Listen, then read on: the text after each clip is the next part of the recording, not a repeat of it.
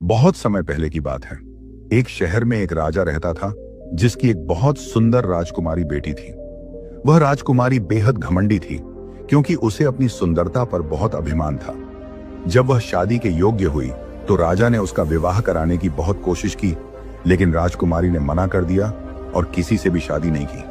उसने ऐसा इसलिए किया क्योंकि वह इतनी घमंडी थी कि खुद के अलावा किसी और को कुछ समझती ही नहीं थी।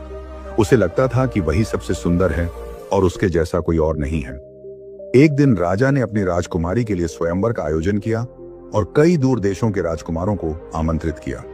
दूर दूर से आए राजकुमार स्वयंवर में पहुंचे। राजा ने जब अपनी अभिमानी बेटी को बुलाया और शादी का प्रस्ताव रखा तो उसने अपने घमंड में आकर अपने पिता को मना कर दिया और कहा कि वह किसी से शादी नहीं करेगी क्योंकि उसके बराबर कोई नहीं है।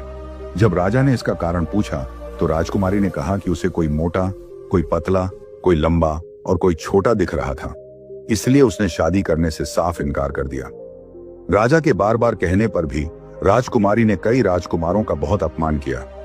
उसने एक राजकुमार का तो इतना अपमान किया कि उसकी नुकीली ठोड़ी को देखकर कहने लगी, इन राजा को देखिए जो मुझसे शादी करने आए हैं, इनकी ठोड़ी तो बिल्कुल चोंच जैसी दिख रही है। राजकुमारी के ऐसे अपमानजनक शब्द सुनकर वह राजा शर्म से उठकर अपने घर लौट गया। राजकुमारी का ऐसा व्यवहार देखकर उसके पिता राजा को बिल्कुल अच्छा नहीं लगा। राजा को बहुत गुस्सा आया और उनकी आंखें लाल हो गईं। गुस्से में आकर राजा ने अपनी बेटी से कहा, जा बेटी, ये मेरा संकल्प और मेरी जिद है कि मैं तेरा विवाह एक भिखारी से ही करूंगा। राजकुमारी स्वयंवर से चली गई और राजा ने यह घोषणा कर दी कि वह अपनी बेटी का विवाह एक भिखारी से करेगा। स्वयंवर में आए सभी राजा और राजकुमार अपने अपने घर चले गए।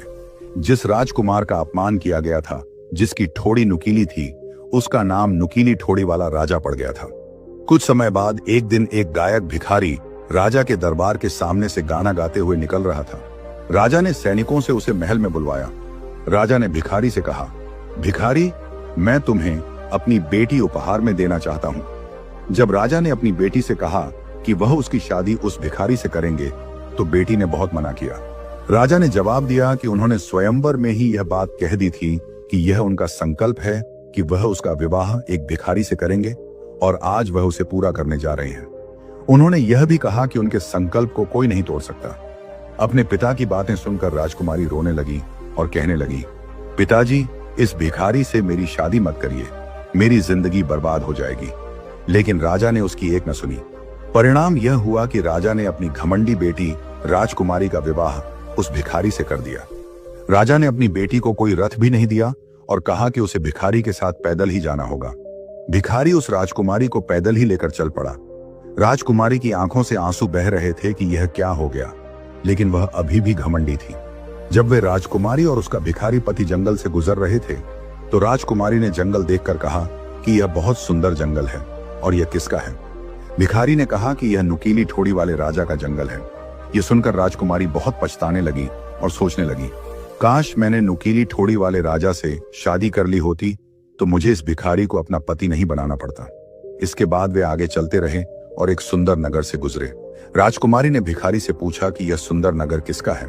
भिखारी ने जवाब दिया कि यह उसी नुकीली ठोड़ी वाले राजा का है जिससे उसने शादी करने से मना कर दिया था और उसका अपमान किया था। यह सुनकर राजकुमारी और भी पछताने लगी और सोचने लगी कि काश मैंने नुकीली ठोड़ी वाले राजा से शादी कर ली होती तो मेरी जिंदगी बन गई होती। इस पर भिखारी ने कहा, सुनो, मुझे यह पसंद नहीं है कि तुम किसी और के बारे में इस तरह सोचो। इसी तरह भिखारी राजकुमारी को अपने कच्चे घर में ले गया। वह घर ऐसा था कि वहां किसी भी प्राणी का रहना बहुत मुश्किल था। फिर भी भिखारी उसे घर के अंदर ले गया। अंदर राजकुमारी ने कुछ फटे पुराने कपड़े, गंदे बिस्तर, टूटे फूटे बर्तन और लकड़ियां देखी। राजकुमारी ने पूछा, तुम्हारे नौकर चाकर कहाँ हैं?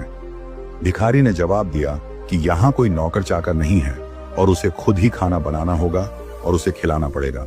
भिखारी की यह बात सुनकर राजकुमारी रोने लगी क्योंकि उसे खाना बनाना बिल्कुल नहीं आता था। भिखारी ने जब उसे रोते देखा तो पूछा कि वह क्यों रो रही है। तब उसने बताया कि उसे खाना बनाना नहीं आता। नतीजा यह हुआ कि भिखारी ने ही खाना बनाया, खुद भी खाया और उसे भी खिलाया। रात में भिखारी उसी गंदे बिस्तर पर लेट गया और राजकुमारी से भी कहा कि उसे भी उसी बिस्तर पर सोना पड़ेगा। राजकुमारी लेट तो गई लेकिन उस गंदे बिस्तर को देखकर उसे पूरी रात नींद नहीं आई। अगली सुबह भिखारी ने राजकुमारी से कहा, अब तुम जंगल में जाओ और लकड़ियां काट कर लाओ। राजकुमारी लकड़ियां काटने के लिए चली गई। कुछ ही दिन बीते, फिर एक दिन भिखारी ने कहा कि अब वह भीख नहीं मांगेगा। उसने कहा, मैं खुद ही कुछ काम करूंगा, मुझे भीख मांगना पसंद नहीं है।